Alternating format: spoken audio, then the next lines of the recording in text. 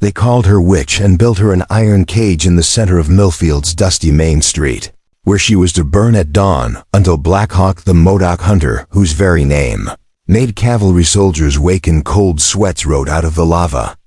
Beds like death itself to claim her. What the settlers didn't know was that the woman they'd condemned had once saved his life with nothing but creek water and determination. And that debt carved in blood runs deeper than any white man's law. Before we jump back in, tell us where you're tuning in from, and if this story touches you, make sure you're subscribed, because tomorrow I've saved something extra special for you. This is the story of how a half-blood woman's silence became her salvation, and how the most feared warrior of the Modoc Wars discovered that some cages are built not to hold prisoners, but to trap the souls of those who build them. The iron cage stood 8 feet tall and 6 feet wide, welded together from railroad scraps and anchored to the hard-pan earth with railroad spikes driven deep enough to hold a locomotive. Inside, cross-legged on the dirt floor, sat Rosalie Blackwater, though the white folks of Millfield knew her only as Rose Black, the half-blood woman who'd lived on the outskirts of their settlement for 3 years, keeping to herself, bothering no one until yesterday, when everything went to hell. The morning sun climbed over the Cascade Mountains, casting long shadows between the wooden buildings of Millfield, Oregon Territory. It was September 1873, and the Modoc War had been officially over for 4 months, though everyone in the borderlands knew that peace was just a word politicians used when they weren't the ones getting scalped. The cage sat directly in front of Brennan's Mercantile, where the weekly supply wagons stopped, ensuring that every traveler passing through would witness what happened to those who crossed. The good Christian folk of Millfield, Rosalie, hadn't spoken a word since they dragged her from her cabin at dawn. She possessed that particular stillness that came from growing up between two worlds, her Modoc mother's people, who understood that silence could be wisdom, and her Irish father's people, who mistook quietness for guilt. Her dark hair hung in 2 neat braids down her shoulders, woven through with small bones and beads that marked her as someone who walked the old paths. Her dress was simple homespun, but her moccasins were pure Modoc craftsmanship, decorated with quillwork that told stories the white settlers couldn't read. The townspeople gathered in clusters, keeping their distance from the cage but close enough to watch for any sign of the supernatural powers they believed she possessed. Reverend Matthews stood on the Mercantile's front porch, his black coat making him look like a carrion bird as he clutched his leather Bible and periodically shouted scripture about cleansing the land of evil. Mayor Brennan, a thick-set man whose prosperity showed in his imported vest and gold watch chain, paced back and forth, checking his timepiece every few minutes as if scheduling a hanging was the same as timing a business meeting. Sheriff Coleman sat in a chair tilted back against the jailhouse wall, his deputy Frank Torres standing beside him with a rifle across his arms. Coleman was old territorial law, the kind of man who'd been keeping order in frontier towns since before Oregon was even a territory. He'd seen witch hunts before, had participated in a few he wasn't proud of, and something about this particular situation sat wrong in his gut like bad whiskey. The charges against Rosalie were the kind that festered in small communities where fear grew faster than crops. 3 days ago, the Whitman family's youngest boy had come down with a fever that wouldn't break. Mrs. Whitman had brought the child to Rosalie, who was known throughout the territory for her knowledge of medicinal plants. Rosalie had prepared a tea from willow bark and elderflower, the same remedy her Modoc grandmother had taught her, the same one that had saved dozens of children over the years. The boy's fever had broken within hours, but then Jacob Whitman, the boy's father, had accused Rosalie of using dark magic. He claimed he'd seen her muttering in her heathen tongue over the tea, weaving spells that no Christian woman should know. He said the cure had come too quickly, too easily, and that only supernatural intervention could explain such a recovery. The fear had spread like wildfire through the community, fed by old suspicions about the half-blood woman who lived alone, who spoke with spirits, who knew things that white folk couldn't understand. The final accusation had come from Margaret Stone, the minister's wife, who swore she'd seen Rosalie shapeshifting into a crow at twilight, flying over the settlement to spy on God-fearing families. 3 other women had supported her testimony, claiming they too had witnessed unnatural occurrences around the half-blood woman's cabin. Sarah Brennan, the mayor's daughter, had tearfully confessed that Rosalie had cursed her, with nightmares after she'd refused to trade for some of the woman's herbal remedies. By sunset yesterday, the decision had been made. Rosalie Blackwater was a witch, a danger to the community, and she would burn at dawn. The cage had been constructed through the night by Thomas Bradley, the settlement's blacksmith, working by torchlight to create what he proudly called a proper Christian solution to a heathen problem. Now as the sun climbed higher and the crowd grew larger, Rosalie sat in perfect stillness, her dark eyes watching everything and revealing nothing. She had not begged, had not proclaimed her innocence, had not called upon Jesus or any other deity to witness her persecution.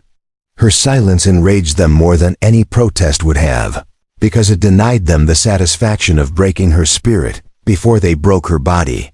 What none of them knew, what Rosalie herself was only beginning to sense, was that word of her imprisonment had already traveled beyond the settlement's borders, carried by the wind itself into the lava beds where the last free Modoc warriors made their final stand against a world that wanted them extinct. In the lava beds 40 miles northeast of Millfield, a man known to his people as Blackhawk and 2 white soldiers as the Shadow sat in the ancient ceremonial cave where his grandfather had received visions from the spirit world.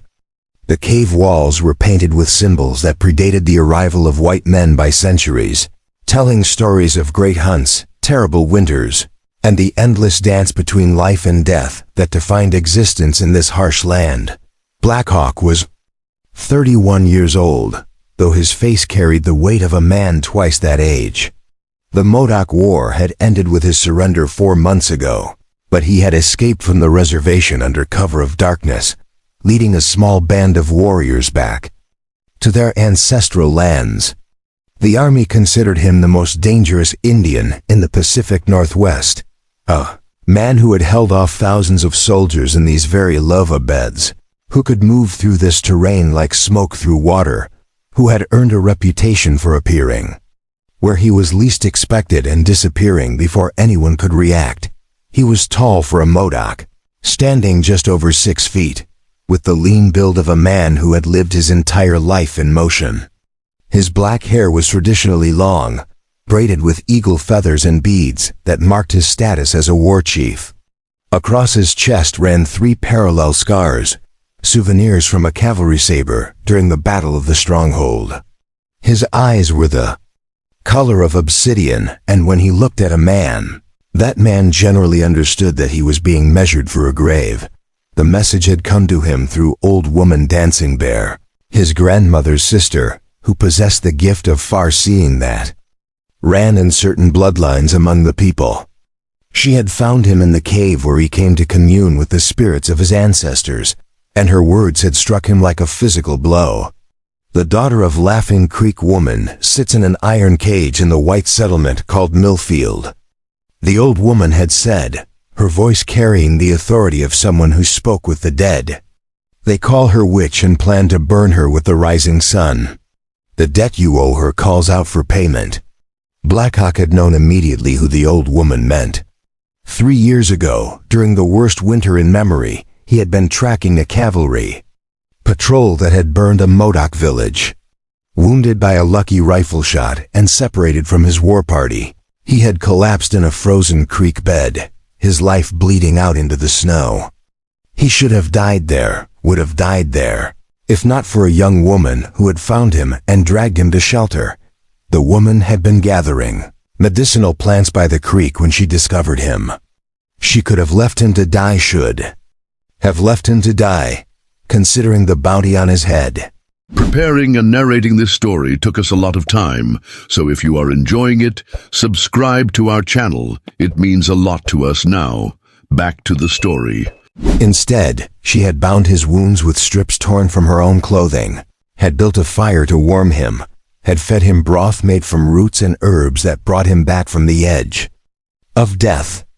She had spoken to him in the old tongue, the language of his grandmother, words that revealed her to be the daughter of Laughing Creek Woman, a Modoc healer who had married an Irish trader and moved away from the tribe before the wars began. For 3 days, she had nursed him back to health in a hidden shelter she had built in the rocks. She had asked no questions about who he was or what he had done, had sought no reward or recognition for her mercy. When he was strong enough to travel, she had pointed him toward the lava beds and melted back into the forest like morning mist. He had tried to find her again, to properly thank her and offer her the protection of his name, but she had vanished as completely as if she had never existed. Now he knew where she was, and the knowledge filled him with a rage that made the cave walls seem to pulse with red light.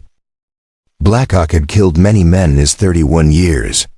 He had killed soldiers who invaded his homeland, settlers who poisoned his people's water sources, traders who cheated his tribe with watered whiskey and diseased blankets.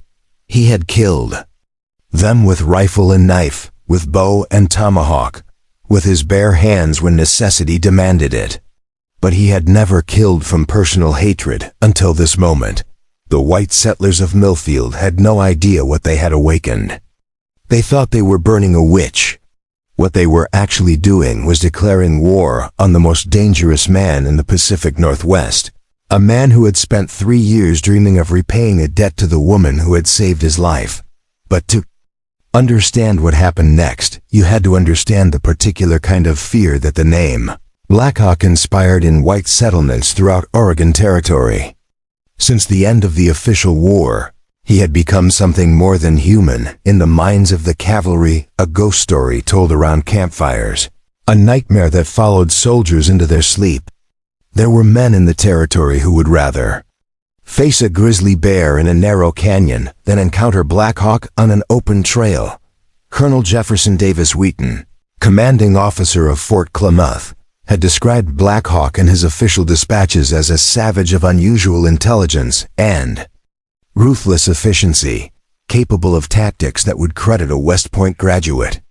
Captain Henry Morrison, who had led 3 separate expeditions into the lava beds searching for the renegade chief, had written to his wife, "The Indian they call Blackhawk moves through this country like a man who owns it, and perhaps he does. I have tracked him for weeks without catching so much as a glimpse of his shadow."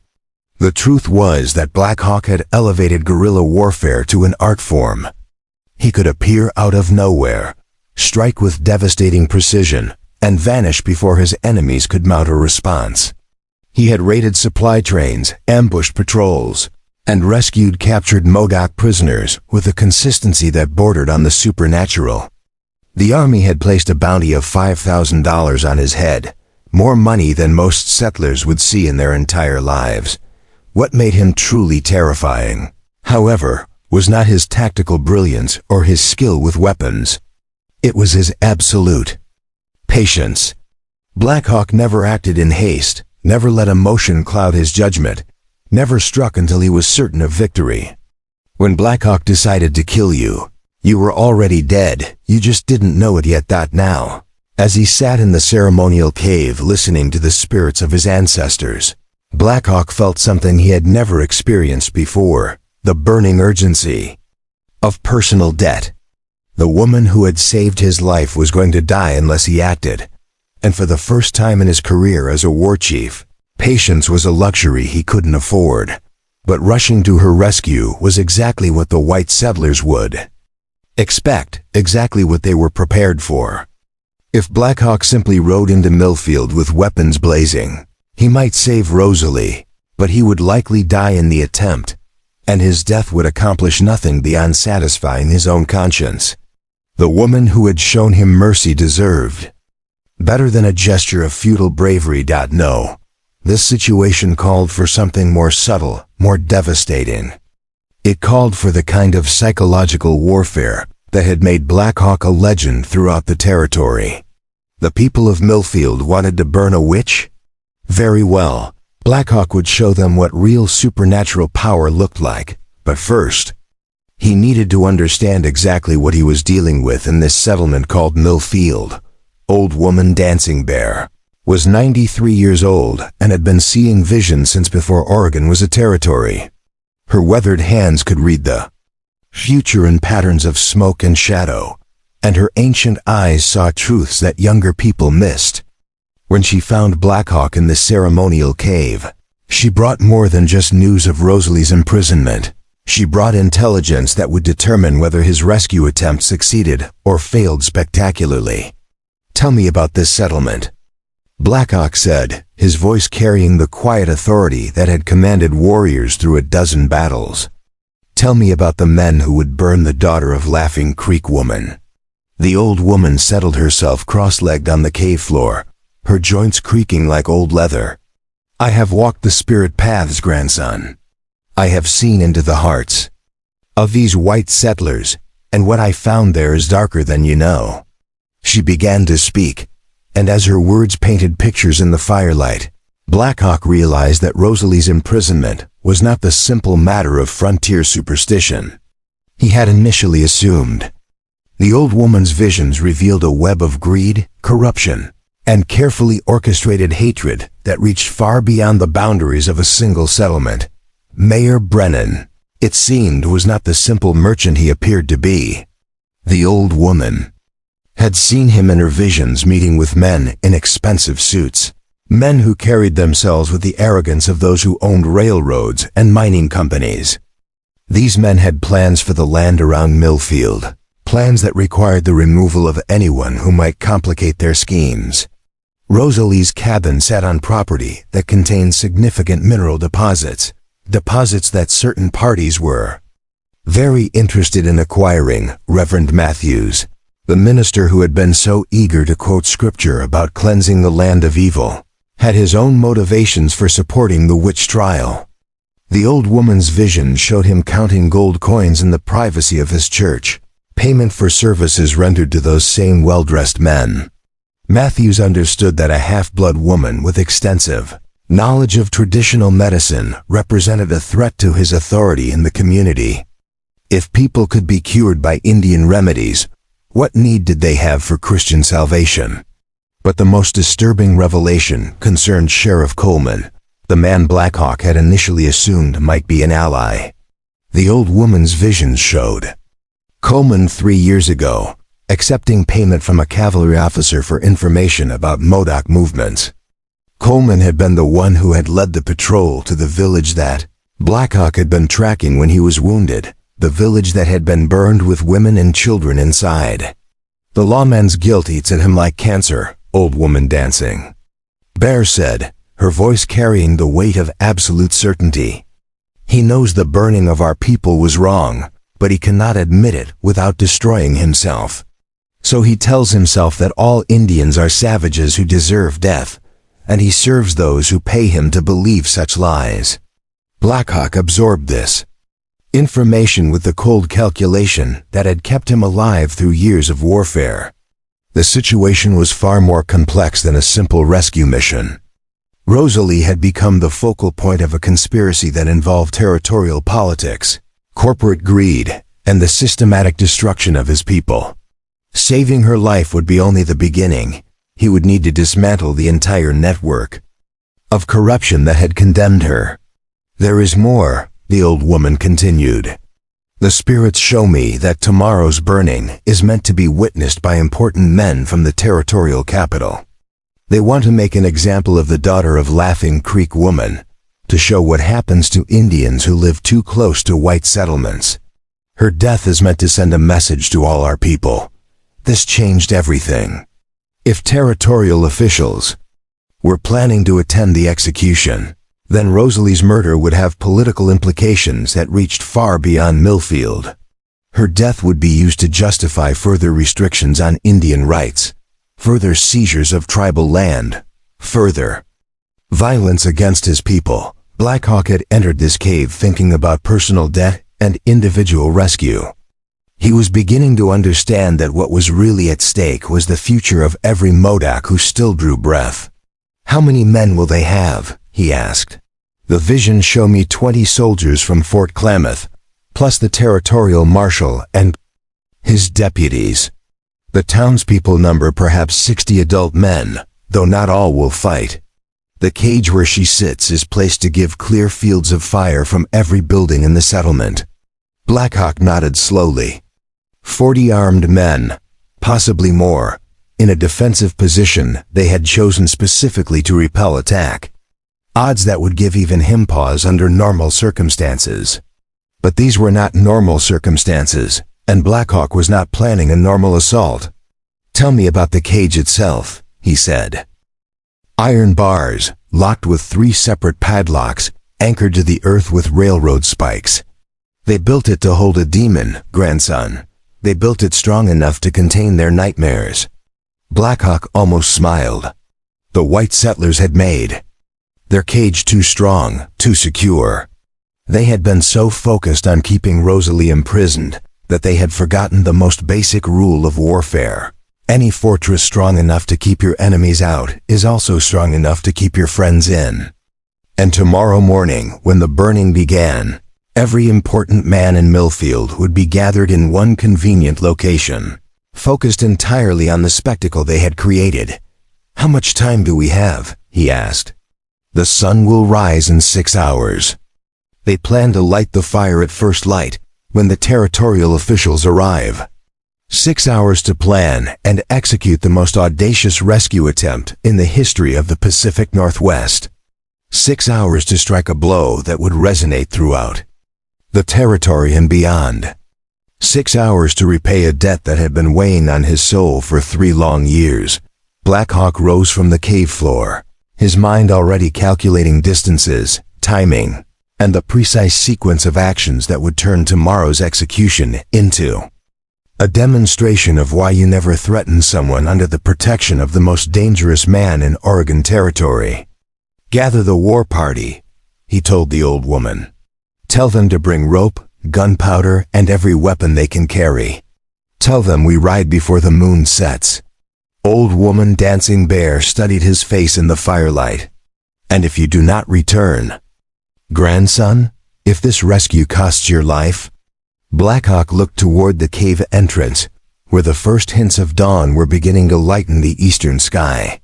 Somewhere out there, a woman who had once saved his life sat in an iron cage, waiting for death. The woman who had asked no questions when she found a wounded enemy bleeding in the snow, who had risked her own safety to show mercy to a stranger, who had expected nothing in return but had received his eternal gratitude. "Then I will have died, honoring the debt I owe," he said simply. "And the spirits of our ancestors will sing songs of how Blackhawk repaid the kindness of Laughing Creek Woman's daughter." The old woman nodded, understanding completely. In the culture of the people, some debts transcended death itself. Some obligations were so sacred that failing to honor them would corrupt a man's spirit for all eternity. Blackhawk gathered his weapons and prepared to leave the cave. In 6 hours, the sun would rise over Millfield, Oregon Territory. The good Christian folk of that settlement expected to witness the burning of a witch at dawn. Instead, they were about to discover why the Modoc War had never really ended, and why certain debts demanded payment in blood and fire. The most feared hunter in the Pacific Northwest was riding to collect what was owed. And hell itself was riding with him. The war party that rode out of the lava beds in the pre-dawn darkness consisted of only 4 men, but they were the last of the old warriors' men who had learned to fight from grandfathers, who remembered when the world belonged entirely to the people. Running Wolf, Blackhawk's younger brother, moved like liquid shadow on his painted horse, carrying a repeating rifle and enough ammunition to hold off a cavalry company. Stone Bear, the massive warrior whose scars told stories of a dozen battles, bore twin tomahawks in a hatred for white soldiers that burned like forge fire. Gray Eagle, the youngest at 19, but already a veteran of 3 raids, carried the sacred war paint and the medicine bundle that would ensure the spirits rode with them into battle. They moved through terrain that would have broken the hearts of cavalry mounts, following paths that existed only in the collective memory of their people. The lava beds were a maze of hidden canyons, underground passages, and natural fortresses that the Modoc had used for centuries to disappear from their enemies. Tonight, those same paths would deliver them like avenging spirits to the doorstep of Millfield. Blackhawk led them not toward the settlement itself, but to a series of ancient caves that honeycombed the hills overlooking the town.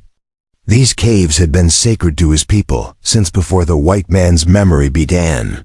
Places where warriors had received visions and medicine, men had spoken with the dead. More importantly, they provided perfect concealment and commanding views of every approach to Millfield. As they established their hidden positions, Blackhawk studied the settlement through a captured cavalry spyglass. What he saw confirmed his worst suspicions about the scope of the conspiracy against Rosalie. The town was crawling with far more armed men than a simple execution should require. Soldiers from Fort Klamath had arrived during the night, along with a contingent of territorial marshals whose presence indicated that this burning was meant to send a message far beyond the borders of one frontier settlement. But it wasn't the number of enemies that caught Blackhawk's attention, it was their positioning. The soldiers weren't deployed to maintain order during an execution. They were positioned as if they expected an attack. Machine gun nests had been established on the rooftops of the main buildings. Sharpshooters occupied the church bell tower and the grain silo. Cavalry patrols rode circuits around the town's perimeter, their movements coordinated with military precision. "They know you're coming," Running Wolf observed, studying the same scene through his own field glasses. Blackhawk nodded grimly. Someone had anticipated his rescue attempt and prepared accordingly. The question was whether they had learned of his plans through supernatural means or simple intelligence gathering. Either way, riding into Millfield would be suicide for his small war party. But Blackhawk hadn't earned his reputation by taking the obvious approach to tactical problems. While the soldiers prepared for a direct assault on the town, he was planning something far more sophisticated and far more terrifying. "Stone Bear," he said quietly, "how much black powder did you bring?" The big warrior grinned, revealing teeth filed to points in the old style. "Enough to send the whole settlement to the spirit world, brother." "Good. Because we're not going to rescue the daughter of Laughing Creek woman by fighting our way through their defenses. We're going to make them beg us to take her away." What happened next would be talked about in hushed whispers throughout the Pacific Northwest for decades to come. Blackhawk didn't attack Millfield, he haunted it. Using techniques perfected during years of guerrilla warfare, he turned the settlement's own preparations against them, transforming their fortress into a prison of fear and paranoia. The psychological assault began at 3 a.m., 2 hours before the scheduled execution. Gray Eagle, the youngest warrior, possessed an uncanny ability to mimic animal sounds, a skill that had saved the war party's lives on numerous occasions. From his concealed position in the hills, he began calling to the town using the voices of creatures that no longer existed in the region. The first sounds were the haunting cries of wolves, species that had been hunted to extinction in Oregon Territory decades earlier. The howls echoed off the canyon walls, seeming to come from every direction at once. Soldiers on patrol found themselves spinning in circles, trying to locate the source of sounds that their rational minds told them were impossible. But Gray Eagle was just beginning. Soon the night air filled with the screams of great cats that hadn't walked these mountains in living memory, the roars of grizzly bears that white hunters had driven away years ago, and most disturbing of all, the war cries of Modoc warriors who had died in battles fought long before any of the current defenders had been born. Sergeant Major Harrison, a 20-year veteran of Indian wars, found himself sweating despite the cool mountain air as the impossible sounds surrounded his position. He had fought Apaches in Arizona, Sioux in the Dakotas, and Cheyenne in Colorado, but he had never experienced anything like this. The sound seemed to come from the very earth itself, as if the dead were rising to reclaim their homeland. While Grey Eagle's phantom chorus unnerved the defenders, Running Wolf began the second phase of the psychological attack.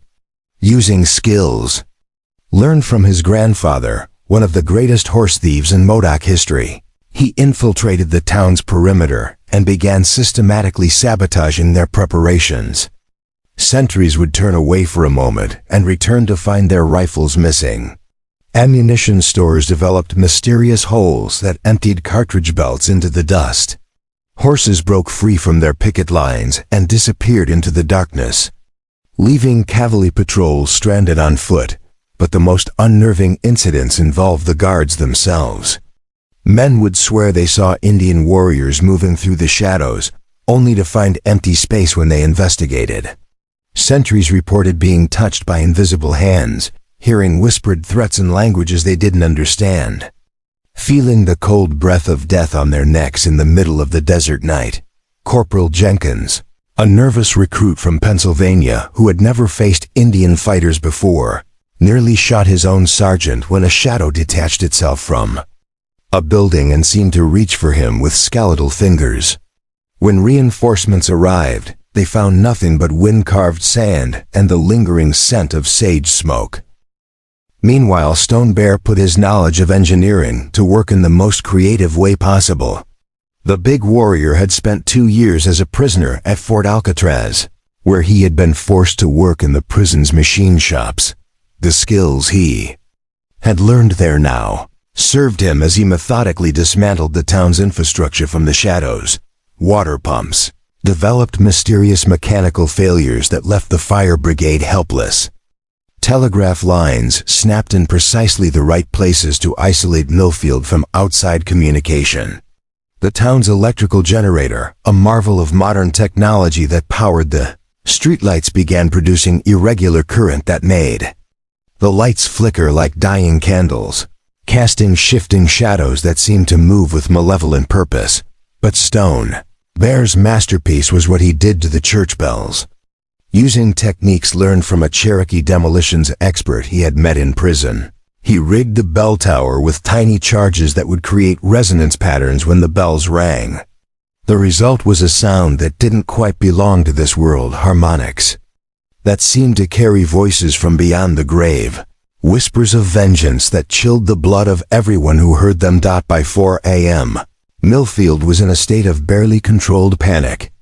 Soldiers who had marched confidently into town the day before now jumped at shadows and fired at sounds that existed only in their imaginations. The territorial officials who had come to witness a simple execution found themselves trapped in what felt like a supernatural siege. Territorial Marshal William Craig, a political appointee who had never faced anything more dangerous than a courtroom, demanded answers from the military commanders. "What the hell is happening out there?" he shouted at Colonel Morrison, the ranking officer. "I thought you people said this area was pacified." Morrison, a veteran of the Indian Wars who had fought Black Hawk before, knew exactly what was happening. "It's him," he said quietly, his face pale in the flickering lamplight. "It's Black Hawk. He's come for the woman." "One Indian?" Marshal Craig's voice cracked with disbelief. "You're telling me one savage is responsible for this?" Morrison looked out at the chaos engulfing his command soldiers firing at shadows, horses screaming in terror, equipment failing in impossible ways. "Black Hawk isn't just one Indian, Marshal. He's a force of nature. He's death itself walking the earth, and we've just given him a reason to turn his attention on us." While supernatural terror descended on Millfield around her, Rosalie Blackwater sat in her iron cage in perfect stillness, her dark eyes reflecting the flickering streetlights that had begun their ominous dance. She had felt the change in the air before the first wolf howl echoed across the settlement, had sensed the approaching storm with instincts inherited from her Modoc mother. The spirits of her ancestors were stirring, and she knew that her imprisonment had awakened something far more dangerous than the white settlers could possibly comprehend. But as the hours passed and the chaos intensified around her, Rosalie began to understand something that filled her with both hope and terrible responsibility. The man coming to rescue her wasn't just any Modoc warrior, it was the legendary Blackhawk, whose very name had become synonymous with death and vengeance throughout the territory. She remembered the wounded stranger she had nursed back to health 3 winters ago, remembered his eyes and the way he had spoken her grandmother's name. She had suspected then that he was someone important among his people, but she had never imagined that her act of mercy had saved the life of the most feared Indian fighter in the Pacific Northwest. Realization brought with it a crushing weight of understanding. Blackhawk wasn't just coming to rescue her from an unjust execution. He was preparing to start a war.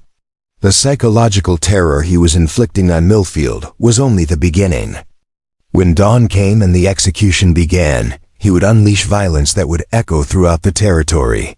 Violence that would be used to justify even more brutal retaliation against her people. As if responding to her thoughts, a figure materialized from the shadows beside her cage. At first, she thought it might be one of the guards, but the way he moved, fluid, silent, utterly without fear, marked him as something else entirely. Grey Eagle knelt beside the iron bars, his young face painted with the symbols of war, his eyes reflecting a mixture of respect and concern. "Daughter of Laughing Creek woman," he whispered in the old tongue, "Blackhawk sends word. When the sun touches the mountain peaks, you will be free." Rosalie studied the young warrior's face, seeing both determination and something that troubled her deeply, the kind of desperate loyalty that led men to throw their lives away for lost causes. "How many warriors has he brought?" she asked, also speaking in Modoc. 4, Grey Eagle replied proudly. "We are enough. 4 men against a garrison of soldiers and territorial marshals. 4 warriors against an entire settlement prepared for siege." Rosalie felt her heart sink as she realized the true scope of what Blackhawk was attempting. He was going to die trying to save her, and his death would accomplish nothing except to provide the territorial government with the excuse it needed to complete the destruction of their people. "Tell Blackhawk that the daughter of Laughing Creek woman is grateful for his loyalty," she said carefully, "but that some debts are too costly to repay." Grey Eagle's expression hardened. "Blackhawk does not abandon those under his protection. The debt will be paid, even if it costs the lives of the last free warriors of our people." The young man was quiet for a moment, clearly struggling with the implications of her question. Finally he spoke again, his voice heavy with the weight of terrible knowledge. "The white soldiers burned Morning Star's village last week.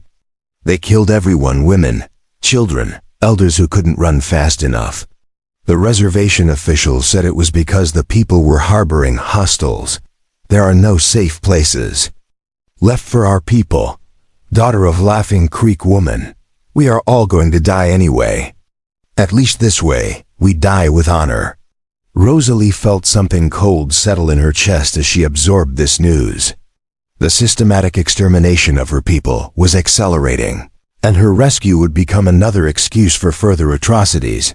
But as she looked into Grey Eagle's young face, she saw something that gave her the beginning of an idea, something that might save Blackhawk and his warriors while still preserving their honor.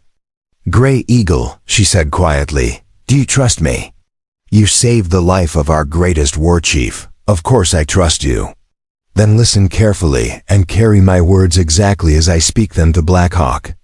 Tell him that the daughter of Laughing Creek woman has seen a vision, and that the spirits have shown her a different path to victory."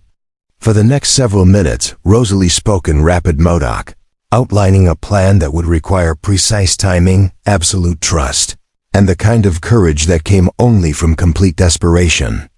Grey Eagle listened with growing amazement, his eyes widening as he began to understand the audacious scope of what she was proposing. "This is madness," he whispered when she finished. "Yes," Rosalie agreed. "But it's the kind of madness that legends are made from. And sometimes, legends are the only weapons left to a dying people." Grey Eagle melted back into the shadows, leaving Rosalie alone with her Thoughts and the growing certainty that dawn would bring either salvation or catastrophe, and possibly both. Around her, the supernatural siege of Millfield continued to intensify, but she was no longer thinking about her own fate. She was thinking about the future of her people, and the terrible price that freedom sometimes demanded. In the distance, she could hear the voice of Reverend Matthews leading a prayer meeting in the church, his words carrying clearly in the desert. "Air, deliver us from evil, Lord, and protect your faithful servants from the forces of darkness that assail us." Rosalie almost smiled. If the good Reverend only knew that the forces of darkness he feared so much were being led by a woman sitting in his own cage, planning the most audacious escape in the history of the American West. The irony was almost perfect. The witch they planned to burn was about to become their salvation, whether they deserved it or not. But first, she had to convince the most dangerous man in the Pacific Northwest to trust her judgment over his own instincts for vengeance. And she had exactly 2 hours to do it before the sun rose and the killing began. The spirits of her ancestors whispered in the wind, and for the first time since her capture, Rosalie Blackwater allowed herself to hope that some cages were meant to be opened from the inside. Dawn broke over Millfield like a fever, painting the eastern mountains blood red as the sun climbed through smoke from fires that had burned all night. The town looked like it had been through a siege, which in every way that mattered, it had. Broken equipment littered the streets, exhausted soldiers slumped against buildings with hollow eyes, and the air itself seemed to vibrate with tension that had stretched human nerves beyond their breaking point. In the center of this chaos, Rosalie Blackwater sat in her iron cage with the serene composure of someone who had made peace with whatever was coming next. She had spent the remaining hours before dawn in deep meditation, following the mental disciplines her grandmother had taught her for preparing to walk between the world of the living and the world of spirits. What she was about to attempt would require her to become something she had never been before, not just a healer or a bridge between cultures, but a performer whose audience held the power of life and death over everyone she had ever cared about. Territorial officials had gathered on the mercantile's front porch, their fine clothes rumpled and their faces drawn with exhaustion and fear. Territorial Marshal Craig looked like he had aged 10 years overnight, his hands shaking as he consulted his pocket watch and tried to project an authority he clearly no longer felt. Judge Harrison Blackwood, brought in from Salem to legal wait to the proceedings, kept scanning the rooftops as if expecting to see Indian warriors materialize from thin air. But it was governor candidate Winston Marshall whose presence revealed the true scope of what was happening in Millfield. Marshall was running for territorial governor on a platform of final solutions to the Indian problem, and Rosalie's execution was meant to be a campaign spectacle proof that he could deliver the kind of decisive action that voters wanted to see. Now, instead of a triumphant demonstration of white supremacy, he found himself trapped in what felt like a supernatural nightmare. "This is intolerable," Marshall declared, his politician's voice cracking under the strain. "We cannot allow one savage to hold the entire territorial government hostage. Light the fire and be done with it." Sheriff Coleman, who had been standing guard near the cage all night, turned to face the assembled officials. Something in his weathered face had changed during the long hours of darkness. Some final barrier between conscience and duty had finally cracked under the weight of what he had witnessed. "Begging your pardon, Governor," Coleman said quietly, "but that woman hasn't said a word or made a single threatening gesture since we brought her here. Meanwhile, we've got soldiers shooting at shadows and equipment failing in ways that don't make sense. Maybe we should ask ourselves if we're burning the wrong person." Marshal Craig's face flushed red with indignation. "Are you questioning the wisdom of this tribunal, Sheriff? Because if you are, I'm questioning whether we know what we're dealing with." Coleman interrupted, his hand resting on his sidearm in a way that wasn't entirely casual. "I've fought Indians before, Marshal. I know what their war parties look like. This isn't war, this is something else entirely." It was at precisely this moment that Rosalie chose to speak for the first time since her capture. Her voice was clear and steady, carrying easily across the town square, despite the fact that she never raised it above conversational level. "Governor Marshall," she said, her words stopping the argument cold, "I would like to make you an offer." Every person in the square turned to stare at her. During her entire imprisonment, she had maintained absolute silence, refusing to respond to questions, accusations, or threats. Now, with the execution pyre already built and waiting for the torch, she was finally ready to speak. Marshall stepped forward, his political instincts recognizing an opportunity when he saw one. "An offer? What could you possibly offer that would interest civilized men?" Rosalie looked directly at him, her dark eyes reflecting an intelligence that made several of the observers unconsciously step backward. "I can give you something worth far more than my death, Governor. I can give you the capture of Black Hawk himself." The silence that followed was so complete that the only sound was the wind whistling through the settlement's buildings. Everyone in the territory knew that name, knew the legends that surrounded it.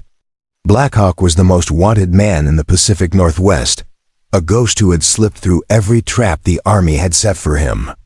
The political value of his capture would be incalculable. "Explain," Marshall said carefully. "The warrior you call Black Hawk is here, in the hills around your settlement. He came to rescue me because he believes he owes me a debt from the past. But debts can be transferred, Governor. They can be redirected toward purposes that serve everyone's interests." Marshal Craig scoffed. "You're trying to tell us that you can just call him down here and deliver him to us? Why would we believe such an obvious lie?" Rosalie smiled for the first time since her capture, and the expression transformed her face in a way that made grown men take involuntary steps backward.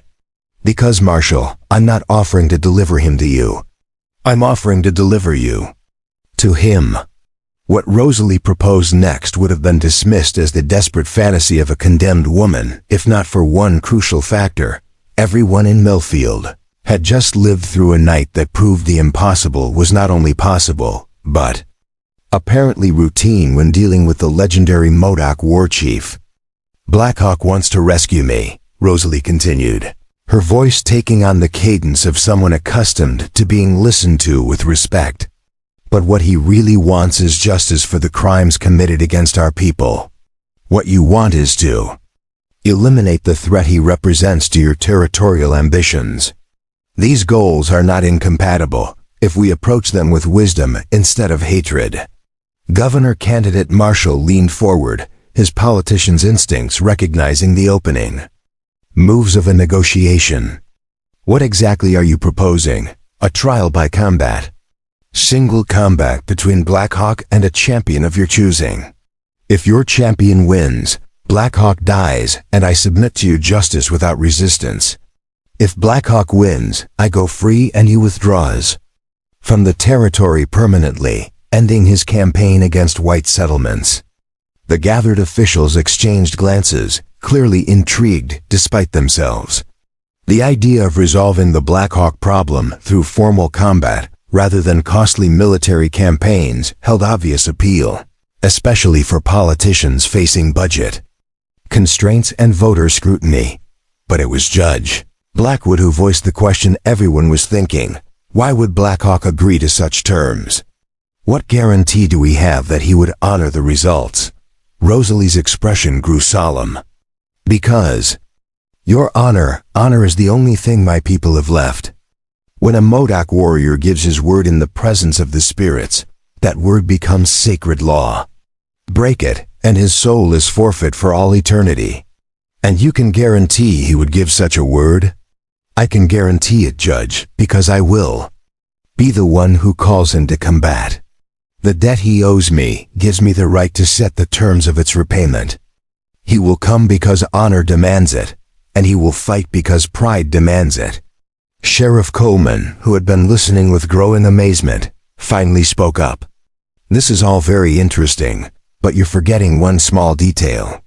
"Who exactly?" Do you think is going to fight Blackhawk in single combat? The man is a legend. He's killed more soldiers than some entire campaigns. It was Governor Marshall who answered, his voice carrying the confidence of a man who had just seen a path to political immortality. I'll fight him myself. The silence that followed was broken by Marshal Craig's incredulous laughter. You, Governor, with all due respect, you've never fought anything more dangerous than a legislative committee. Blackhawk would kill you before. You could draw your weapon, perhaps, Marshall admitted. But consider the political implications, Marshall.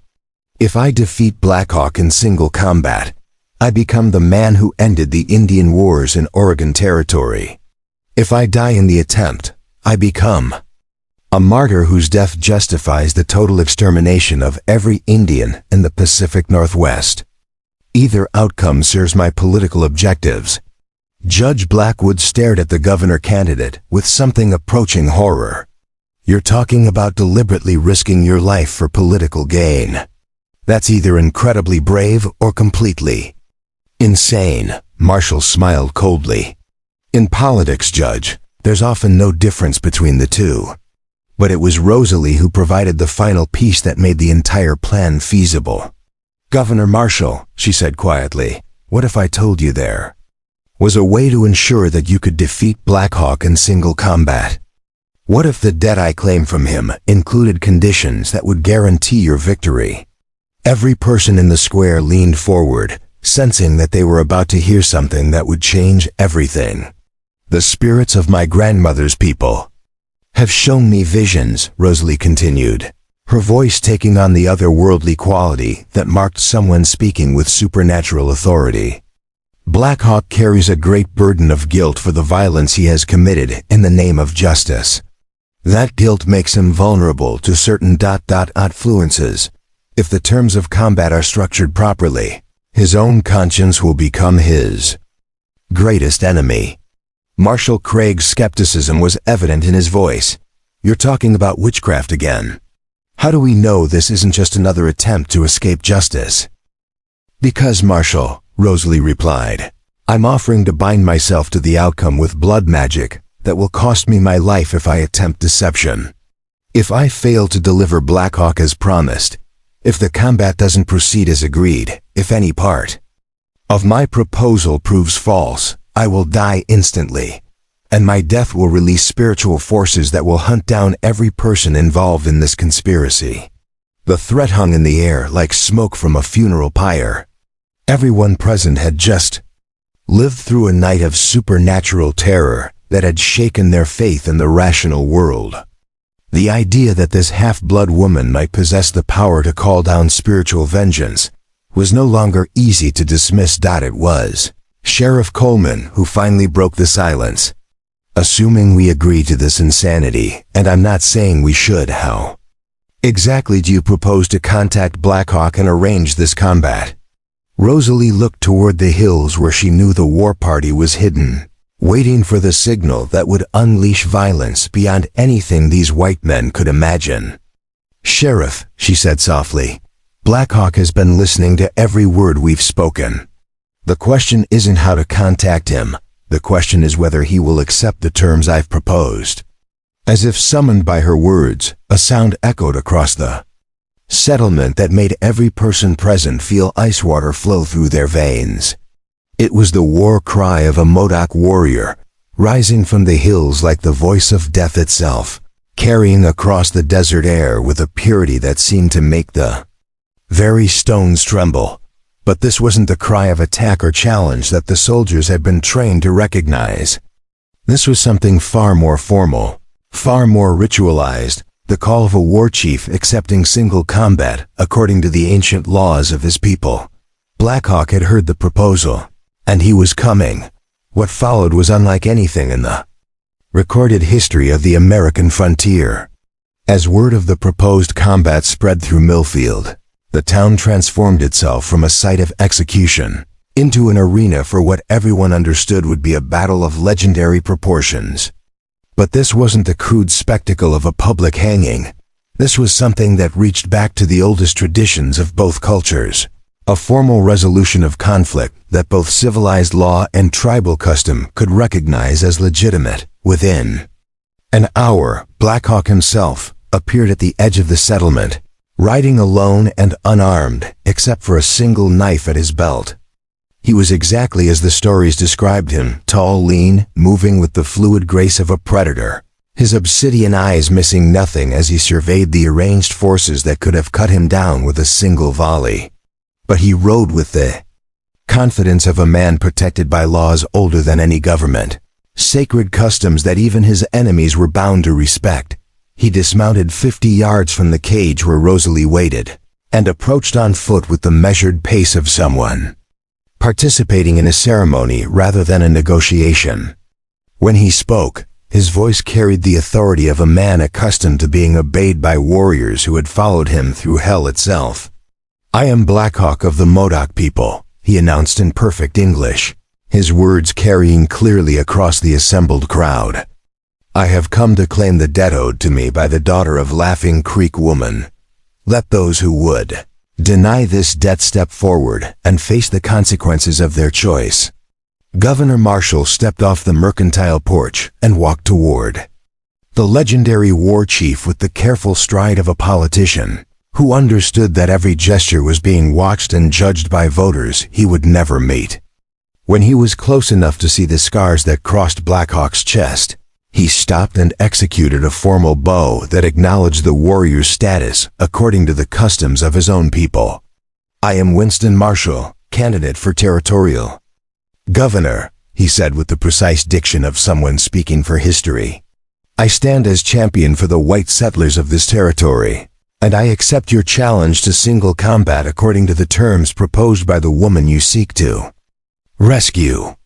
Blackhawk studied Marshall with the calculating gaze of someone who had assessed hundreds of enemies and lived to tell about it. What he saw was not a warrior, but something potentially more dangerous, a politician whose desperation had made him willing to risk everything for the chance at ultimate power. "The terms," Blackhawk said quietly, "must be spoken aloud so that the spirits of both our peoples can witness them and hold us to our word." It was Rosalie who provided the formal language, speaking from her cage with the authority of someone who understood that she was essentially writing the laws for a conflict that would echo through territorial history for generations to come. "Let it be witnessed by earth and sky, by the spirits of the ancestors and the hopes of the children yet unborn," she began, her voice taking on the rhythmic cadence of formal ritual. "Blackhawk of the Modoc people and Winston Marshall of the white settlements have agreed to settle their people's conflict through single combat according to the ancient laws." She continued, outlining terms that were both generous and terrifying in their implications. The combat would be fought with knives only, eliminating the advantages that firearms might give to either combatant. It would continue until one fighter yielded, died, or was unable to continue. No quarter would be asked or given, and no interference would be permitted from either side. The winner would claim not just victory, but the moral authority to determine the fate of the loser's people, but it was the spiritual dimension of the agreement that made it truly binding. Both fighters would swear their oaths on sacred objects from their respective cultures, Blackhawk on a medicine bundle containing the bones of his ancestors, Marshall on a Bible that had belonged to his grandfather. Breaking such an oath wouldn't just be dishonorable, it would invite supernatural retribution that both cultures regarded as inevitable and inescapable. As the terms were finalized, crowds began arriving from throughout the territory. Word of the combat had spread with the speed that only truly extraordinary news could achieve, carried by riders who understood that they were announcing an event that would be remembered long after everyone present had died. Settlers, soldiers, territorial officials, and even representatives from other tribes gathered to witness what everyone understood would be either the end of the Indian Wars in Oregon or the beginning of a conflict that would consume the entire region. Judge Blackwood, acting as the formal arbiter of the combat, established the rules of engagement with the precision of someone who understood that any ambiguity could lead to renewed warfare.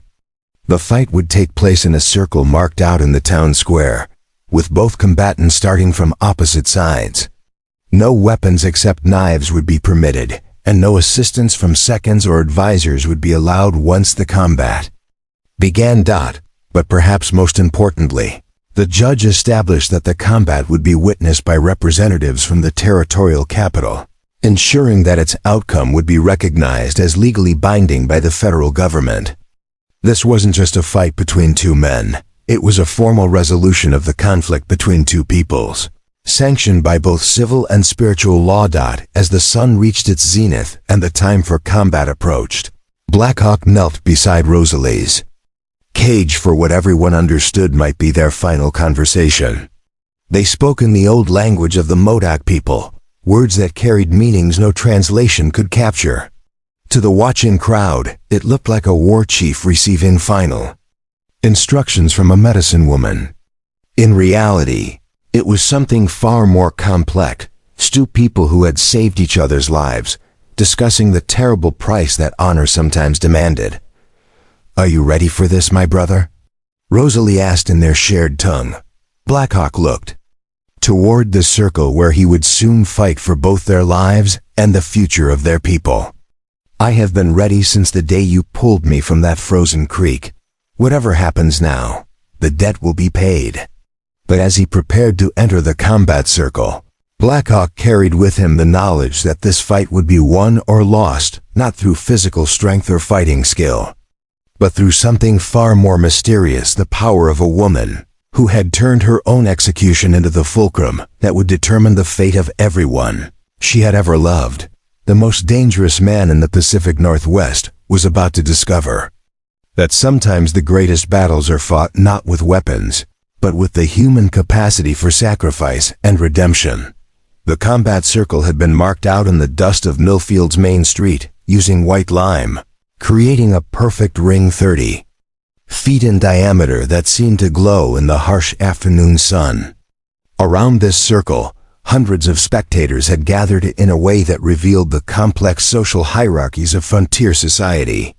Territorial officials and military officers occupied wooden chairs on the mercantile's raised porch, their elevated position marking their status as judges of the proceedings. Wealthy merchants and landowners stood in the front rows, close enough to see blood when it was spilled. Behind them, settlers, cowboys, and common soldiers pressed together in a mass of humanity that stretched back into the side streets and alleyways. But perhaps most significantly, a delegation of Indian observers had arrived from various tribes throughout the region. Chief Winema of the Klamath, Captain Jack's sister from the surviving Modoc bands, and representatives from the Paiute and Shoshone nations stood in a separate group, their presence lending gravity to what everyone understood was far more than a simple fight between two men. This was a formal resolution of the fundamental conflict between two ways of life, witnessed by those who would live with its consequences for generations to come. At precisely 2 o'clock, Judge Blackwood stepped into the center of the circle, his black robes and formal bearing lending legal weight to what might otherwise have been dismissed as barbaric spectacle. In his hands, he carried the sacred objects on which both combatants would swear their oaths: Blackhawk's medicine bundle, wrapped in deerskin and decorated with eagle feathers, and Governor Marshall's family Bible, bound in cracked leather, that spoke of generations of use. "We are gathered here," the judge announced, his voice carrying clearly across the assembled crowd, "to witness a formal combat between representatives of the white settlements and the Modoc people, conducted according to the ancient laws of both cultures and binding upon all who acknowledge the authority of honor and sacred word." Reverend Matthews, who had spent the morning in fervent prayer for divine intervention in the proceedings, stepped forward to offer a blessing that would sanctify the combat according to Christian tradition. But as he began to speak, something unprecedented happened. Chief Winema also stepped forward, carrying a sacred pipe that would invoke the protection of the Great Spirit. According to tribal custom, what followed was a religious ceremony unlike anything in the recorded history of the American frontier. Christian and native spiritual traditions merged in a ritual that acknowledged both the civilization represented by territorial law and the ancient wisdom of peoples who had walked this land since before memory began. Reverend Matthews spoke of divine justice and the righteousness of lawful authority, while Chief Winema offered tobacco, smoke to the four directions, and called upon the spirits of the earth to witness the truth of what would unfold. When the blessings were complete, Governor Marshall entered the circle from the east, dressed in simple clothing that emphasized his willingness to meet his opponent on equal terms. He had removed his suit jacket and vest, wearing only a white cotton shirt and dark trousers that wouldn't restrict his movement. At his belt hung a single knife, a military fighting blade, with a 7-inch edge that gleamed like silver in the desert sun. His face was pale but composed, showing the kind of controlled fear that comes from understanding exactly how much is at stake. Marshall knelt and placed his hand on his grandfather's Bible, speaking the oath that would bind his soul to the outcome of the combat. "I swear by Almighty God and the blood of Jesus Christ that I will fight this battle with honor, accept its outcome with grace, and honor the terms agreed upon regardless of personal cost. May my soul be forfeit if I break this sacred word." From the west, Blackhawk entered the circle with the fluid grace that had made him legendary throughout the territory. He wore traditional Modoc fighting dress, buckskin leggings, and a breechcloth that left his torso bare, revealing the scars that told the story of a lifetime spent in warfare. His knife was not the manufactured blade of his opponent, but a weapon crafted by his own hands from volcanic glass, its obsidian edge sharper than any steel, and as black as the depths of the earth from which it came. Blackhawk knelt and placed both hands on his medicine bundle, speaking his oath in the language of his people, before translating it for the assembled witnesses. "I swear by the spirits of my ancestors and the sacred bones of my grandfathers that I will fight this battle with courage, accept its outcome with dignity, and honor the terms agreed upon even unto death. May my spirit wander lost between worlds if I break this sacred word." As both men rose to face each other across the circle, the crowd fell into a silence so complete that the only sounds were the whisper of wind through the settlement's buildings and the distant cry of a hawk circling overhead. Everyone present understood that they were about to witness something that would echo through territorial history for generations, not just a fight, but a moment when the fate of two peoples would be decided by skill, courage, and the mysterious workings of destiny. Judge Blackwood raised his hand, preparing to signal the beginning of combat. But in that final moment before violence began, something extraordinary happened. Rosalie Blackwater, still imprisoned in her iron cage but now positioned where she could see everything that transpired, began to sing. The song was ancient, older than the memory of any living person, a Modoc death chant that called upon the spirits of warriors who had died in battle to guide the living through their final trial. Her voice rose clear and strong, weaving through the desert air with a power that seemed to make the very stones tremble. As she sang, something shifted in the atmosphere around the combat circle, a sense of presence, as if invisible witnesses had gathered to observe the outcome of this unprecedented trial. The judge's hand fell, and the battle began. What followed was unlike any knife fight in the recorded history of frontier warfare. Both men understood that this was not a brawl or a moment of passion, but a formal duel conducted according to rules older than any written law. They began circling each other with the careful respect that warriors show when they know their opponent is capable of killing them, each studying the other's movement and stance for weaknesses that might mean the difference between life and death. Governor Marshall moved with the mechanical precision of someone who had received formal training in military saber techniques, adapted for knife combat. His blade work was textbook perfect, economical, controlled, designed to minimize risk while maximizing the chance of landing a decisive blow.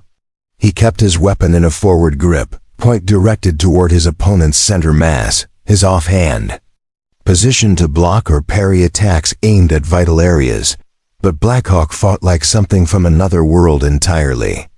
His movements flowed like water, like wind through grass, like the shadow of clouds racing across open ground.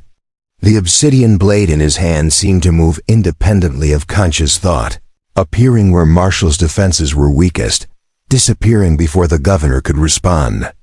He held his weapon in the traditional Modoc style, a reverse grip, that transformed the knife from a thrusting weapon into an extension of his own body. For the first several minutes, neither man committed to a serious attack.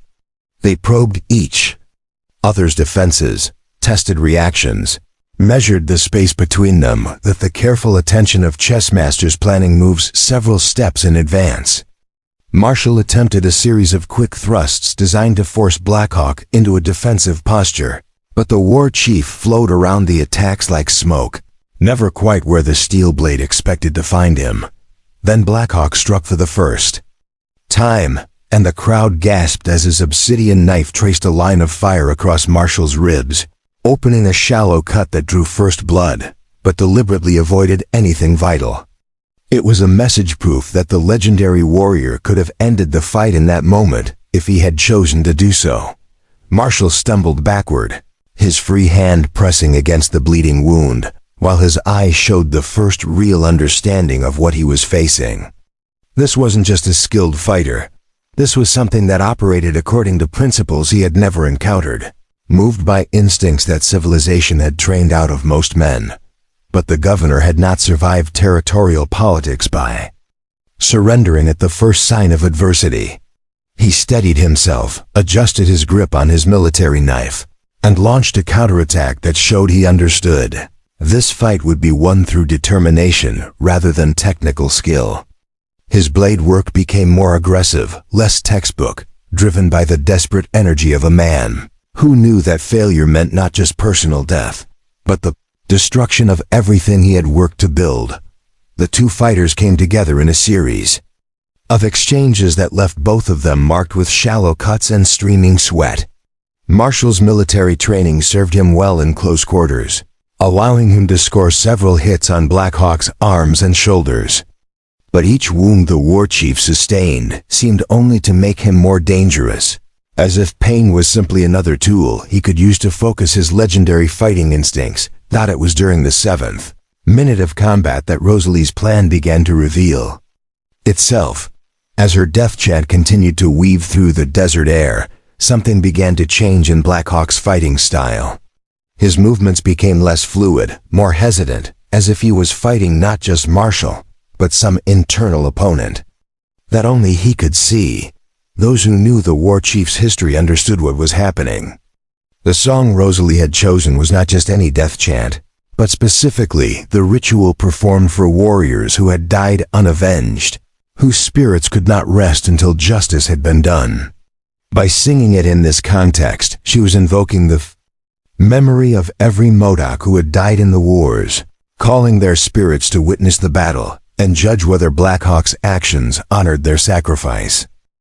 The psychological pressure was devastating.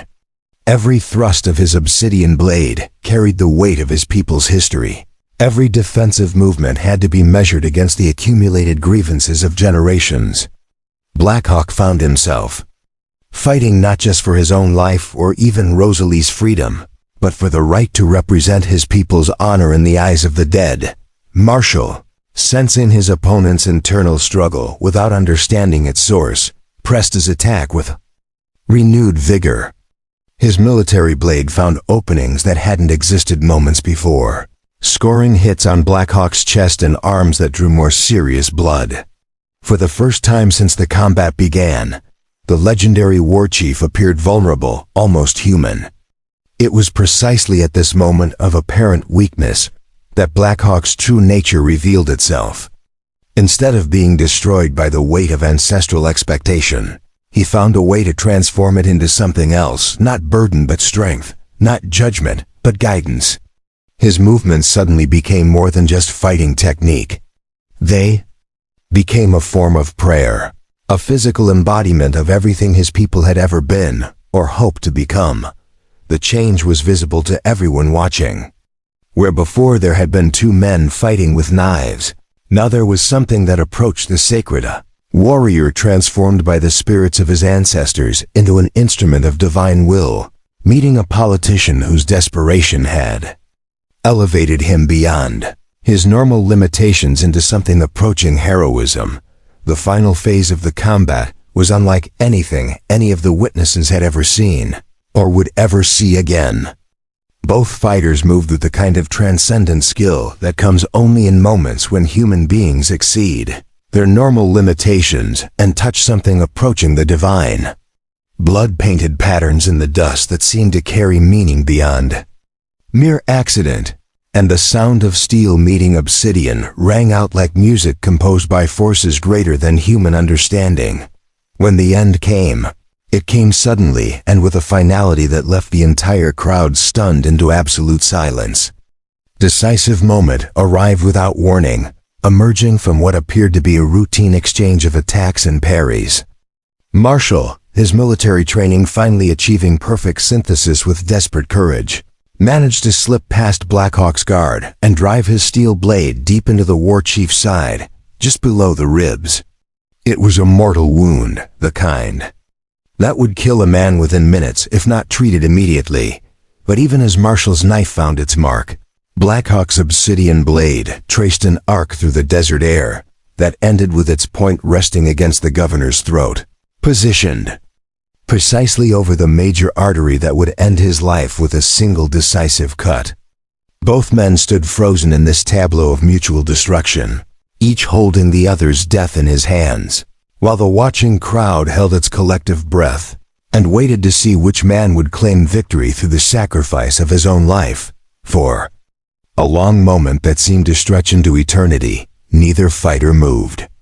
Marshall's steel was buried deep in Blackhawk's body, but the war chief's obsidian point drew a thin line of blood from the governor's neck that showed how close both men were to death.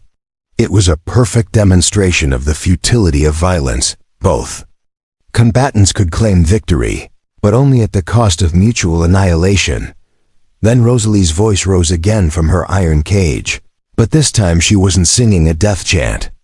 Instead, she began to recite something in the old language of her people, words that carried the authority of ancient law and spoke to principles that transcended the simple logic of winner and loser. "Enough," she called out in English, her voice carrying clearly across the silent crowd. "Both warriors have proven their courage. Both have shown themselves worthy to speak for their peoples. Let honor be satisfied without requiring death as its price." It was an unprecedented intervention in a formal combat, the kind of thing that should have invalidated the entire proceedings, according to the rules that both cultures had established for such encounters. But something in Rosalie's voice, the authority that came from standing at the intersection of two worlds, the wisdom that could only be earned through suffering, gave her words a power that transcended any written law. Blackhawk was the first to respond. Without taking his eyes off Marshall's face, he slowly withdrew his obsidian blade from the governor's throat and stepped backward, his free hand pressing against the wound in his side that was already soaking his buckskin leggings with blood. "The daughter of Laughing Creek woman speaks wisdom," he said, his voice steady despite the pain that must have been consuming him. "I came here to repay a debt of honor, not to add more ghosts to those that already haunt my dreams. If my opponent is willing to call this combat finished, then honor is satisfied on both sides." Marshall stood swaying slightly, his military knife still gripped in hands that trembled with exhaustion and adrenaline. For a moment, political calculation warred with simple human decency in his expression. He had come to this combat seeking either glorious victory or martyrdom that would serve his political ambitions. What he had found instead was something far more complex, a demonstration that courage and honor could exist on both sides of a conflict, and that true strength sometimes lay in knowing when to stop fighting. "I accept," he said finally, letting his knife fall to the dust at his feet. "The combat is finished, and both sides have acquitted themselves with honor." Judge Blackwood stepped into the circle, his legal training struggling to process what had just occurred. According to every precedent he knew, formal combat should continue until one fighter was dead, defeated, or unable to continue. But what had just transpired went beyond the boundaries of any law, civil or military, that he could cite. By the authority vested in me by the territorial government, he announced, his voice carrying the weight of someone making legal history, I declare this combat concluded with honor satisfied on both sides. The terms agreed upon shall be modified to reflect the courage shown by both combatants and the wisdom demonstrated by the woman whose fate they fought to determine. What followed was a negotiation that would reshape the relationship between white settlers and the remaining free tribes throughout the Pacific Northwest. With Black Hawk bleeding but still standing as living proof of Modoc courage, and Marshall having demonstrated that white politicians could possess honor as well as ambition, both sides found themselves able to discuss terms that would have been impossible before the combat. Rosalie would go free, her innocence of any real witchcraft having been proven by her ability to stop the fighting before it ended in unnecessary death.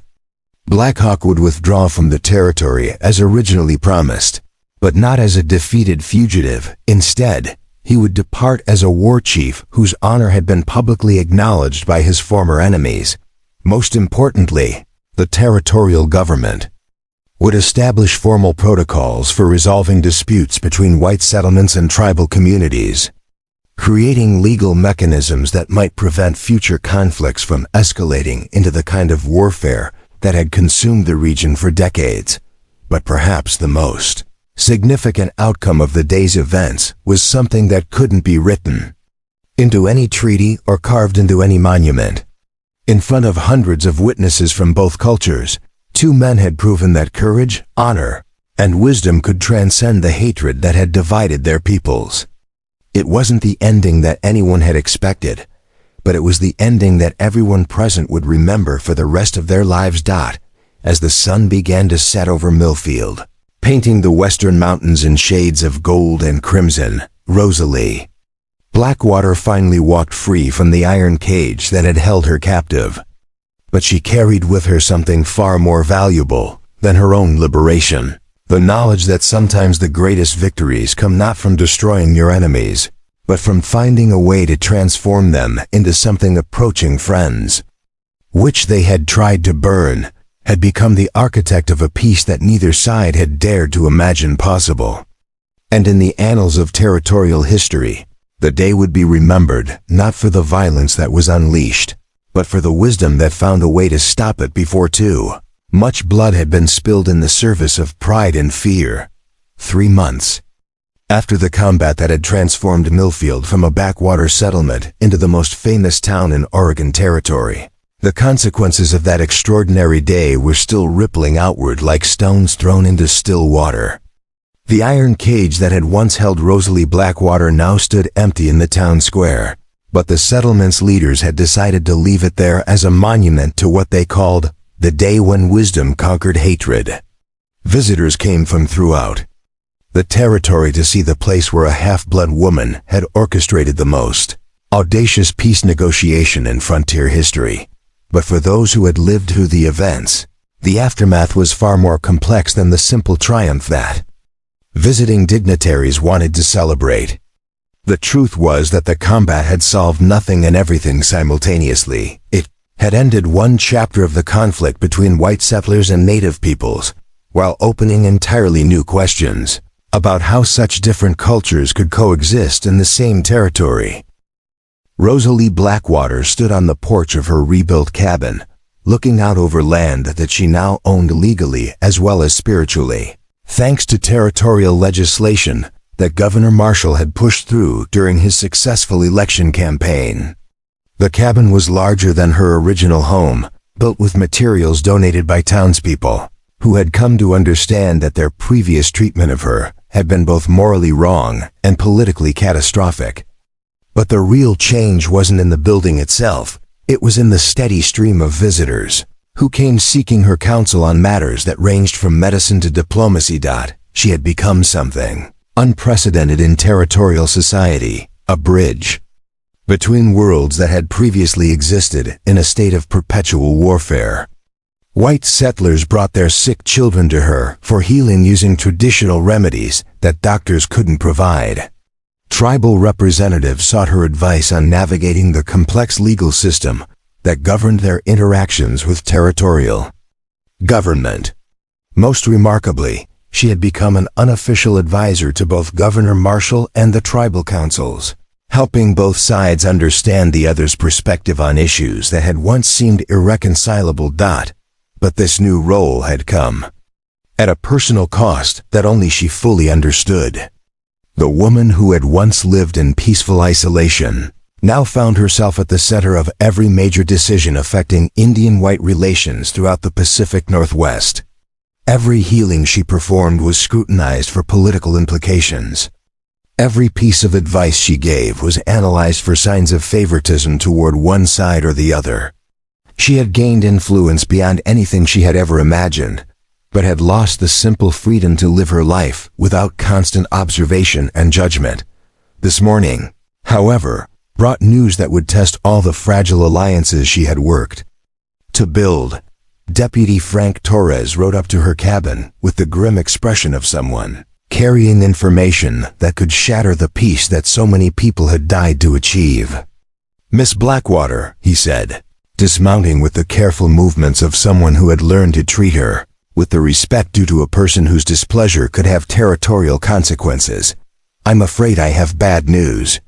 There's been an incident at the Klamath Reservation." Rosalie felt something cold settle in her stomach. The reservation system had been one of the key components of the peace agreement that had emerged from the combat 3 months ago. Tribal leaders had agreed to relocate their people to designated areas in exchange for territorial protection and guaranteed supplies. It had been a compromise that no one liked, but everyone had accepted as preferable to continued warfare. "What kind of incident?" she asked, though her grandmother's gift of far-seeing was already showing her glimpses of what Torres would describe.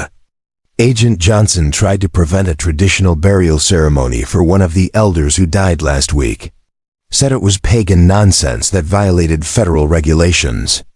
When the family insisted on following tribal custom, Johnson called in the cavalry to enforce his authority. Torres paused, clearly uncomfortable with what he had to report next. 3 Indians were killed, including the dead man's grandson.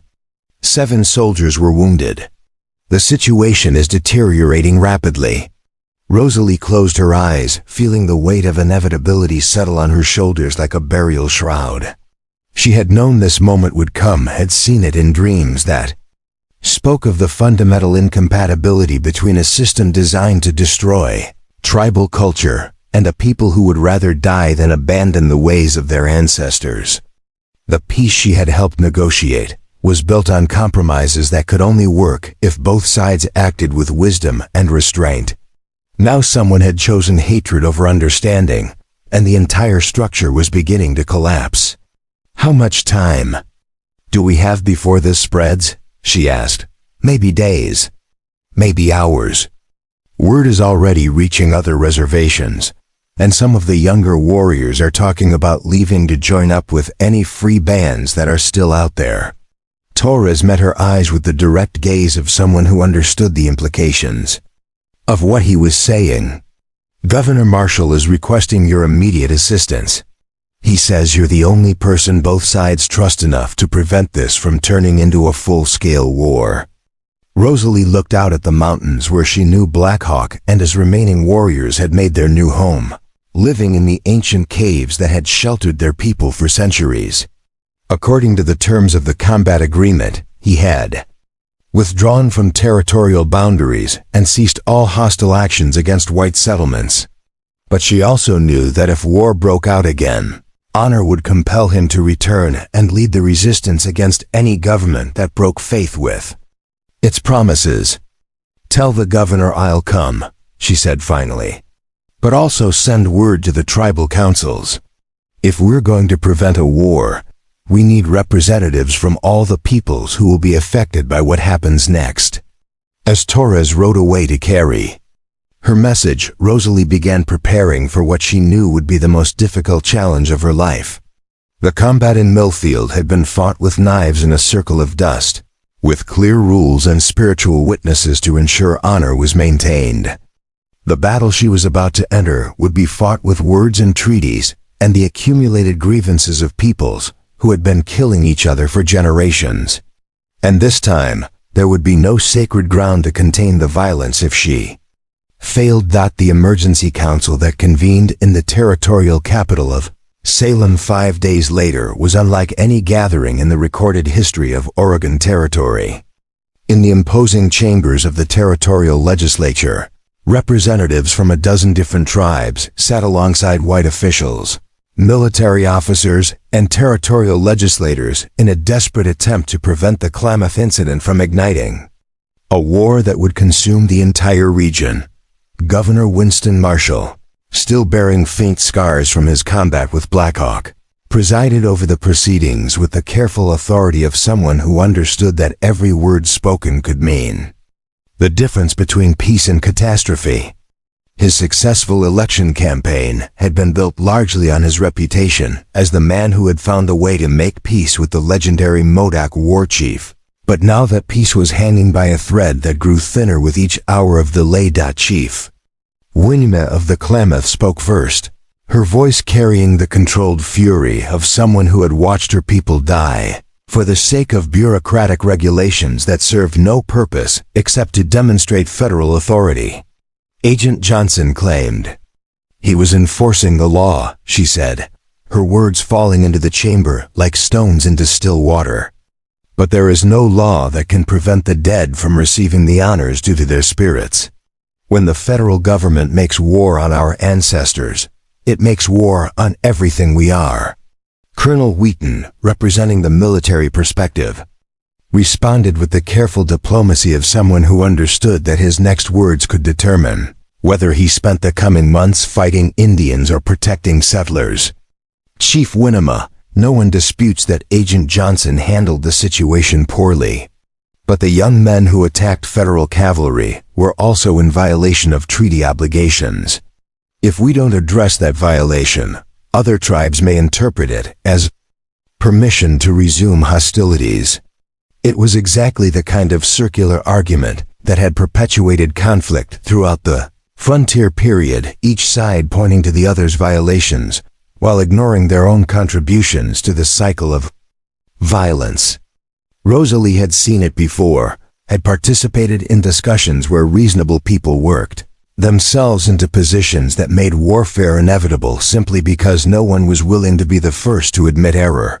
But this time, she had come prepared with something that had never been available in previous negotiations, the absolute moral authority that came from having orchestrated the most successful peace agreement in territorial history. When she rose to speak, the entire chamber fell silent with the kind of attention that people give to those who have proven their ability to work miracles. Governor Marshall, distinguished delegates, she began, her voice carrying the calm assurance of someone who had walked between worlds and learned to speak the languages of both. We are gathered here because Agent Johnson forgot the most basic truth about governing people. You cannot rule through fear alone. And we remain here because some of our young warriors have forgotten the equally basic truth about fighting oppression. Violence without wisdom is just another form of suicide. She paused, letting her words settle into the minds of listeners who had spent their entire careers thinking about these issues in terms of us versus them. Civilized versus savage, law versus chaos. What she was about to propose would require them to think in entirely different categories. The Klamath incident happened because the federal government tried to enforce regulations that demonstrated contempt for tribal beliefs, and because tribal warriors responded with violence that demonstrated contempt for territorial law. Both sides acted as if the other's fundamental humanity was irrelevant to their decision-making. Both sides were wrong. Territorial Judge Blackwood leaned forward in his chair, clearly intrigued by the direction of Rosalie's argument. Are you suggesting that both sides should simply apologize and pretend this incident never happened. No, Your Honor. I'm suggesting that both sides should acknowledge that the current system is designed to fail, and that we need to create something entirely new if we want to avoid repeating this tragedy throughout the territory. What Rosalie proposed next was radical enough to shock even the most progressive minds in the chamber. Instead of trying to modify the reservation system or adjust federal regulations, she suggested creating entirely new legal structures that would recognize tribal sovereignty while maintaining territorial unity. Indian communities would govern themselves according to their own laws and customs, while accepting territorial authority in matters that affected relations with white settlements. It was a form of dual citizenship that had never been attempted in American law, a system that would allow native peoples to remain Indian while also becoming full participants in territorial society. The implications were staggering. It would require rewriting fundamental assumptions about citizenship, sovereignty, and the relationship between different cultures within a single political system. Representative Samuel Crawford, a legislator whose political career had been built on promises to solve the Indian problem through military force, voiced the objection that everyone was thinking, "Miss Blackwater, what you're describing sounds dangerously close to allowing Indian tribes to function as independent nations within our territory. How can we maintain law and order if every tribal community gets to decide which territorial regulations they'll follow?" It was the core question that had driven Indian policy since the first European colonists had arrived in North America, whether different peoples could coexist within the same political system while maintaining their distinct identities and customs. Previous attempts to answer this question had invariably concluded that one culture would have to disappear for the other to survive. Rosalie's response drew on everything she had learned from living between two worlds for her entire life. Representative Crawford, the system you're defending has been tried for decades, and its only consistent result has been warfare that serves no one's interests. What I'm proposing isn't radical, it's practical. Instead of trying to force people to become something they're not, we create space for them to be what they are while contributing to the larger community. But it was the intervention of an unexpected voice that transformed the entire discussion.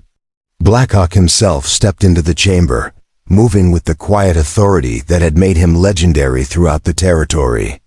According to the terms of his agreement with Governor Marshall, he was supposed to remain in the lava beds and avoid all contact with territorial officials. His presence here meant that the situation had become desperate enough to risk violating the very treaty that had ended the war.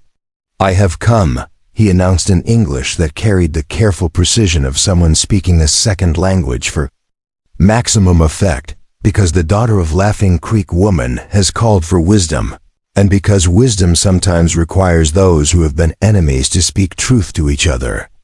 The chamber erupted in whispered conversations as legislators, tribal representatives, and military officers tried to process the appearance of the most wanted man in the Pacific Northwest at what was supposed to be a confidential government meeting. But Governor Marshall, demonstrating the political instincts that had carried him to victory, quickly restored order and invited Blackhawk to address the assembly. What the legendary war chief said next would reshape Indian policy throughout the American West for generations to come. Blackhawk stood before the territorial legislature with the bearing of someone who understood that he was speaking not just to the officials in the chamber, but to history itself. The scars from his combat with Governor Marshall were still visible on his chest, serving as a reminder to everyone present that the peace they were trying to preserve had been purchased with blood and courage that belonged to both cultures. 3 months ago, he began, his voice carrying the authority of someone who had commanded warriors through battles that would be remembered in tribal songs for centuries. "I came to Millfield prepared to die rescuing the daughter of Laughing Creek woman. Instead, I learned that there are white men who understand honor, and that the daughter of my people possesses wisdom that can transform enemies into allies. He paused, looking directly at Governor Marshall with something that might have been respect.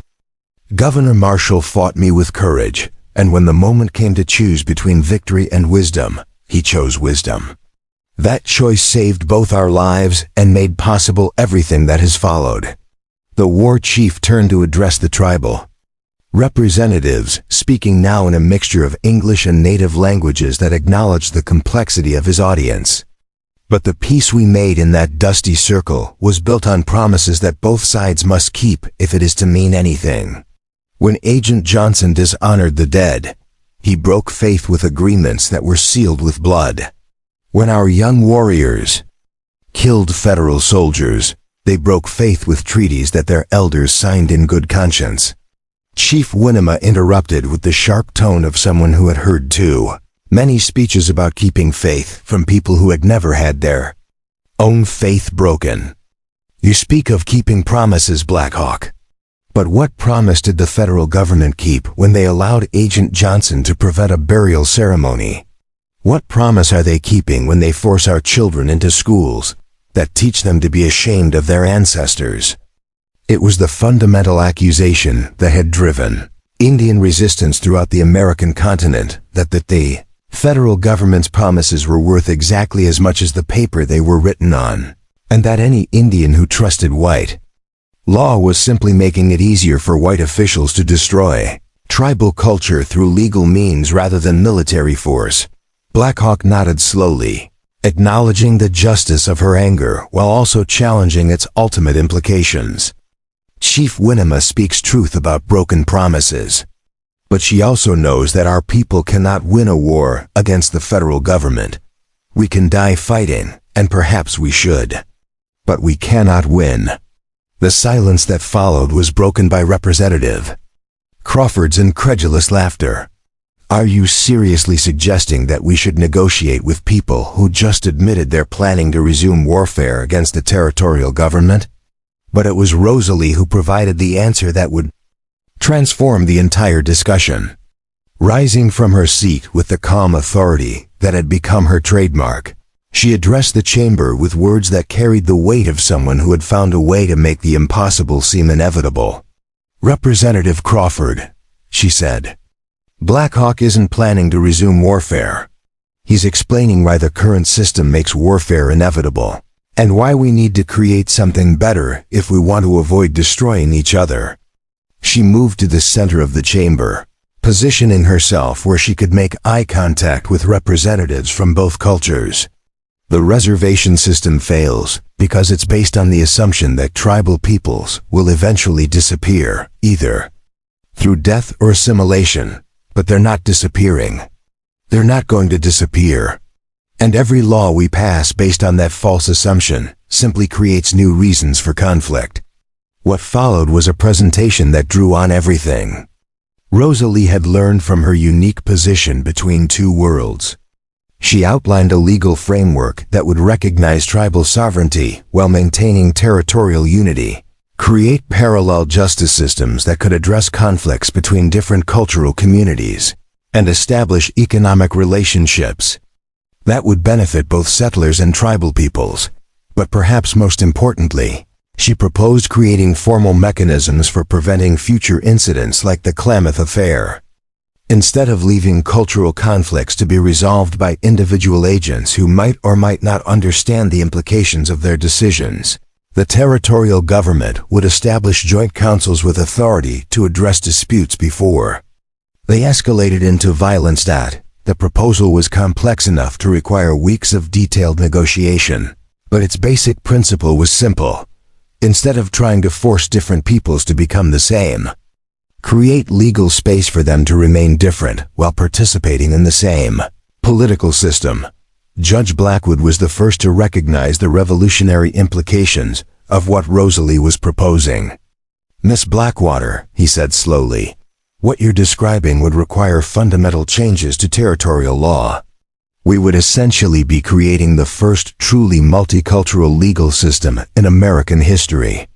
Yes, Your Honor, Rosalie replied. We would be creating something new because the old systems don't work. They never worked. They just postponed the inevitable reckoning until now. It was Governor Marshall who provided the political framework that would make implementation possible.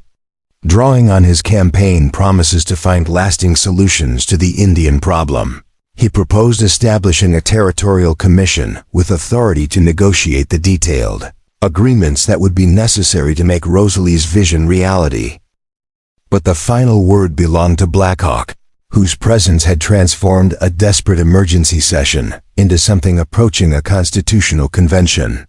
"I have fought the white government for most of my adult life," he said, his voice carrying the weight of someone who had seen too much death in service of principles that might have been wrong from the beginning. "I believe that our peoples could never live in peace because we were too different to understand each other. Today, I have learned that understanding is possible when both sides choose wisdom over hatred." He looked around the chamber, making eye contact with officials who had once issued orders for his capture or death. "I will return to the lava beds and tell my warriors that the daughter of Laughing Creek woman has found a path to peace that preserves honor for all peoples. If that path leads to lasting understanding between our communities, then perhaps the spirits of those who died in our wars can finally rest." As the legendary war chief prepared to leave the chamber and return to the wilderness that had sheltered him throughout his years of resistance, Rosalie knew that something fundamental had changed in the relationship between the peoples of the Pacific Northwest. The woman they had once called witch and tried to burn had become the architect of a new kind of society, one where different cultures could coexist without one having to destroy the other. It wasn't the ending that anyone had expected when she first sat in that iron cage in Millfield's dusty Main Street. But it was the ending that proved some debts can only be repaid by transforming the entire world that created them in the first place. The most feared hunter in the Pacific Northwest had kept his word, and the woman who had saved his life had used that debt to save something far more valuable, the possibility that enemies could become something better than friends. They could become family, bound together by shared commitment to a future that neither could create alone. In the years that followed, travelers throughout the Oregon Territory would hear stories of the day when a half-blood woman's wisdom had prevented a war and created a new kind of peace. But those who had been present in that legislative chamber knew that what they had witnessed was something even more remarkable. The moment when two peoples who had been trying to destroy each other for generations finally learned how to build something together instead. Up next, you've got two more standout stories right on your screen. If this one hit the mark, you won't want to pass these up. Just click and check them out. And don't forget to subscribe and turn on the notification bell so you don't miss any upload from us.